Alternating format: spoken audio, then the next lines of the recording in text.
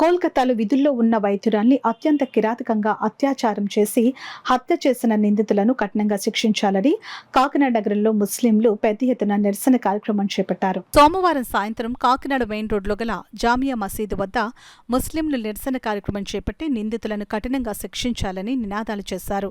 ఈ సందర్భంగా జామియా మసీదు అధ్యక్షులు ఎజాజుద్దీన్ మాట్లాడుతూ భారతదేశంలో కఠినమైన చట్టాలు రావాల్సిన అవసరం ఎంతైనా ఉందని అన్నారు. సౌదీ దేశంలో అమలవుతున్న కఠినమైన శిక్షలు, చట్టాలు మన దేశంలో కూడా అమలు చేయాలని, ఆ విధంగా అమలైన నాడే భారతదేశంలో కూడా నేరాలు తగ్గుతాయని అన్నారు. కలకత్తా ఘటనలో నిందితులకు కఠినమైన శిక్ష విధించాలని ఆయన ఈ సందర్భంగా డిమాండ్ చేశారు. అనంతరం జామియా మసీదు నుండి జిల్లాని పాన్ షాప్ వరకు ముస్లింలు భారీ ర్యాలీ చేపట్టారు. ఈ ర్యాలీలో కాకినాడ నగరంలోని అన్ని మసీదుల ఇమాంలు, మసీద్ కమిటీ సభ్యులు పెద్ద సంఖ్యలో పాల్గొన్నారు. సిటీ బస్సులో అమ్మాయి ప్రయాణం చేస్తుంటే ఆవిడని కూడా దారుణంగా 10 మంది దాకా మాస్ రేప్ చేసి చెప్పడం జరిగింది. ఆసిఫా అనే పేర్లు చెప్పకూడదు మనం. ఆ తర్వాత కొన్ని కొత్త చట్టాల్ని రూపొందించడం జరిగింది భారత ప్రభుత్వం. కానీ దానివల్ల కూడా మనకు లాభం లేకుండా పోతుంది. దాని తర్వాత కూడా చాలా సంఘటనలు జరిగాయి. కొత్తగా జరిగిన ఈ సంఘటన నేను చెప్పేది ఏంటంటే, మన దగ్గర ఉన్న చట్టాలు చాలా కఠినంగా ఉండాలి. మీరు చూడండి,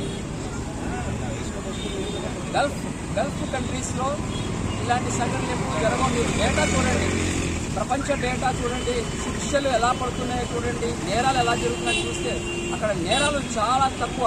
ఎందువల్ల అంటే అక్కడ శిక్షలు చాలా కఠినంగా ఉంటాయి.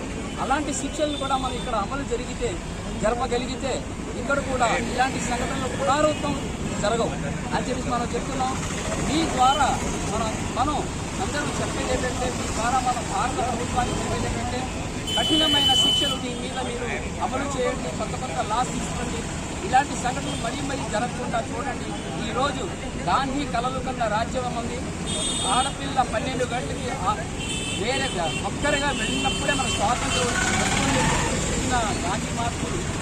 అలాంటి కార్యక్రమం కానీ, అలాంటి సంఘటనలు కానీ, అలాంటి ఇది జరగాలి. మనకి ఇక్కడ మన భారత రాజ్యంలో అలాంటి వస్తే మనం హాయిగా సుఖంగా మన ఆడపిల్లలంతా సుఖంగా ఉంటారు.